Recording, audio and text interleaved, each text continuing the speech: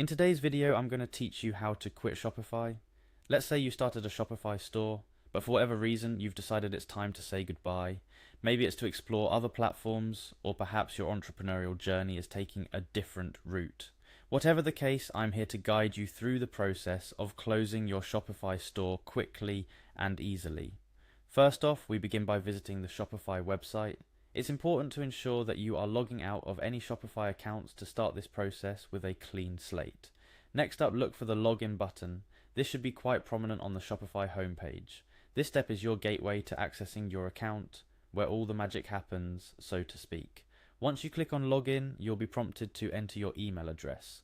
This should be the one you used to register your Shopify account. Make sure it's entered correctly to avoid any unnecessary hiccups in the process.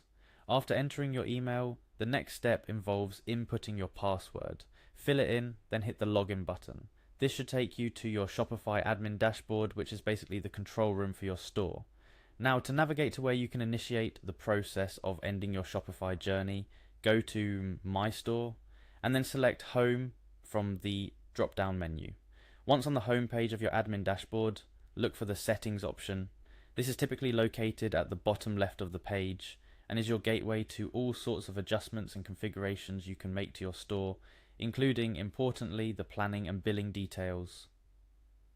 In the Settings menu, go ahead and click on Plan. This section shows you all the details about your current Shopify plan, what benefits it offers, its billing cycle, and more. Within the Plan section, there will be an option to cancel trial or close store, depending on whether you are still on a trial period or you have a full account. It's critical to note that cancelling a trial or closing a store is a significant action. Once you proceed, all the data, configurations, and progress you've made with the store will be irretrievable. When you choose to cancel your trial or close your store, Shopify might ask for feedback or confirmation. While feedback is optional, it's a good way to let them know why you're leaving, which in turn helps them improve their services. Confirm your decision to proceed with the cancellation. Remember, if you've had any apps, themes, or other third-party services connected to your Shopify store, it's a good idea to cancel or manage those subscriptions separately.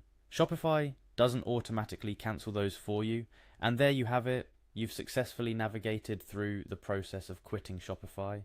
Whether your journey with them was short-lived or a lengthy one, it's always good to know how to navigate changes smoothly.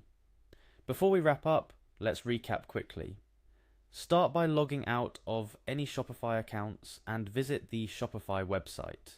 Click Login and enter the necessary credentials. Navigate to your store's settings and find the Plan section. Follow through with selecting Cancel Trial or Close Store and confirm your action. Quitting your Shopify store is a significant step.